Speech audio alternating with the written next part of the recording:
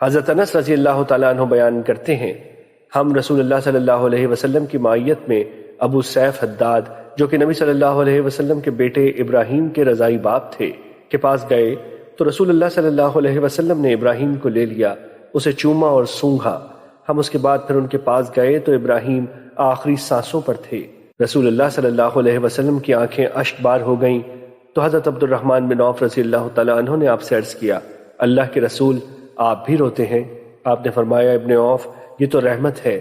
پھر آپ دوبارہ روئے اور فرمایا، بے شک آنکھیں اشک بار اور دل غمگین ہے، لیکن ہم صرف وہی بات کریں گے جس سے ہمارا پروردگار راضی ہو۔ اے ابراہیم، ہم تیری جدائی پر یقیناً غمگین ہیں۔ مشکات المصابیح حدیث نمبر 1722۔ حضرت اسامہ بن زید رضی اللہ تعالیٰ عنہ بیان کرتے ہیں، نبی صلی اللہ علیہ وسلم کی لخت جگر نے آپ کی طرف پیغام بھیجا کہ میرا بیٹا قریب المرگ ہے، لہذا آپ تشریف لائیں۔ آپ صلی اللہ علیہ وسلم نے سلام بھیجا اور یہ پیغام دیا، یقیناً اللہ کا ہے جو اس نے لے لیا اور جو اس نے دے رکھا ہے، اس کے ہاں ہر چیز کا وقت مقرر ہے، بس صبر کریں اور ثواب پائیں۔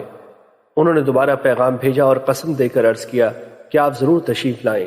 آپ کھڑے ہوئے اور حضرت سعد بن عبادہ رضی اللہ تعالیٰ عنہ، حضرت معاذ بن جبل رضی اللہ تعالیٰ عنہ، حضرت ابی بن کعب رضی اللہ تعالیٰ عنہ، حضرت زید بن ثابت رضی اللہ تعالیٰ عنہ اور کچھ اور لوگ آپ کے ساتھ تشریف لائے۔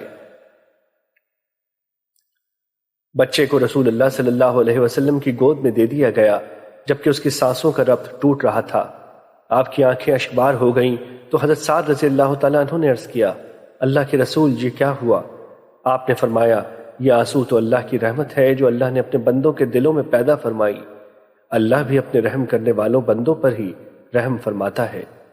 مشکات المصابیح حدیث نمبر 1723۔ حضرت عبداللہ بن عمر رضی اللہ تعالیٰ عنہ بیان کرتے ہیں، حضرت سعد بن عبادہ رضی اللہ تعالیٰ عنہ کسی بیماری میں مبتلا ہوئے تو نبی صلی اللہ علیہ وسلم ان کی عیادت کے لیے تشریف لائے، جبکہ حضرت عبد الرحمن بن عوف، حضرت سعد بن ابی وقاص اور حضرت عبداللہ بن مسعود رضی اللہ تعالیٰ عنہم بھی آپ کے ساتھ تھے۔ جب آپ ان کے پاس پہنچے تو آپ نے انہیں بے ہوشی کے عالم میں پایا تو فرمایا، کیا یہ فوت ہو چکے؟ صحابہ نے عرض کیا، اللہ کے رسول نہیں۔ بس نبی صلی اللہ علیہ وسلم رونے لگے۔ جب لوگوں نے آپ کو روتے ہوئے دیکھا تو وہ بھی رو دیے۔ آپ نے فرمایا، کیا تم سنتے نہیں کہ اللہ آنکھوں کے رونے اور دل کے غمگین ہونے پر عذاب نہیں دیتا، لیکن وہ تو اس زبان کی وجہ سے عذاب دیتا ہے یا رحم کرتا ہے، اور بے شک میت کو اس کے اہل خانہ کے اس پر رونے کی وجہ سے عذاب دیا جاتا ہے۔ مشکات المصابیح حدیث نمبر 1724۔ حضرت عبداللہ بن مسعود رضی اللہ تعالیٰ عنہ بیان کرتے ہیں، رسول اللہ صلی اللہ علیہ وسلم نے فرمایا، جو شخص رخسار پیٹے، گریبان چاک کرے اور جاہلیت کی سی باتیں کرے تو وہ ہم میں سے نہیں۔ مشکات المصابیح حدیث نمبر 1725۔